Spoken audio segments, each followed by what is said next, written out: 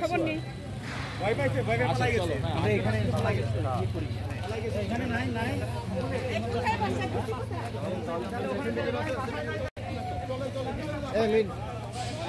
Meeting তো ওইখানে না আসো চলে গাড়ি পাঠায়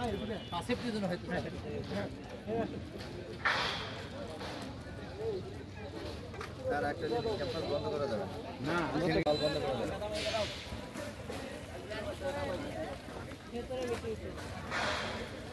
আর যেন একটা হামলা না হয়, আর যেন একটা বহিরাগত ভিতরে না ঢুকে।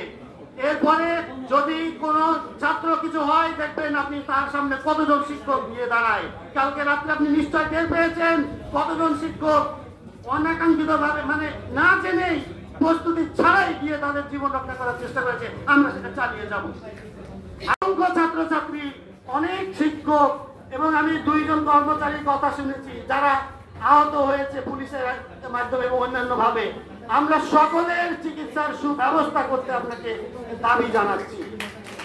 সকল, আমি রিপিট করছি, ছাত্রছাত্রী, কর্মকর্তা, কর্মচারী, শিক্ষক, কালকের ঘটনায় যারা আহত হয়েছে এই চিকিৎসার সম্পূর্ণ দায়ভার বিশ্ববিদ্যালয়কে নিতে হবে। যে এখন যতটুকু আমরা জানতে পেরেছি, খন্দকার লুৎফুল এলাহি স্যার, ওনার ডান চোখ ডাক্তাররা বলেছেন উনি দৃষ্টিহারা হতে পারেন। ওনার সম্পূর্ণ চিকিৎসা, সুচিকিৎসা বাইরে নিয়ে গিয়ে করার ব্যবস্থা আপনাকে করতে হবে। আমি সমস্ত শিক্ষকবৃন্দকে আমাদের শিক্ষক সমিতির যে সাধারণ সভা ছিল তার সিদ্ধান্ত মোতাবেক এই 11:30টার সময় একত্রিত হয়ে সেখান থেকে কালো কাপড় মুখে দিয়ে আজকে এসে সিন্ডিকেট সবাই আপনারা মাননীয় উপাচার্য এবং অন্যান্যকে যে আপনাদের দাবি জানিয়ে এসেছেন, আমার পক্ষ থেকে, শিক্ষক সমিতির পক্ষ থেকে আমি আপনাদেরকে অশেষ কৃতজ্ঞতা জানাচ্ছি, যেটা শেষ করা যাবে না।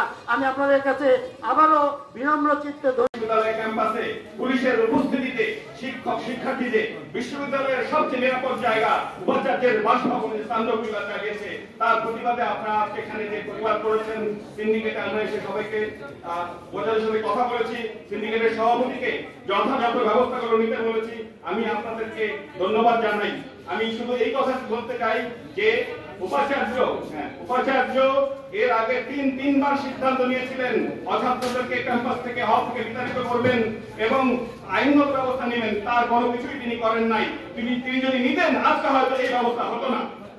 আপনারা জানেন যে গতকালকে যে এই যে খারাপ ঘটনা ঘটবে, গতকালকে তিনি সিন্ডিকেটের সভা আহ্বান করতে পারতেন, কিন্তু তিনি করেন নাই। গতকালকে উনি সম্পূর্ণ ব্যর্থ হয়েছেন।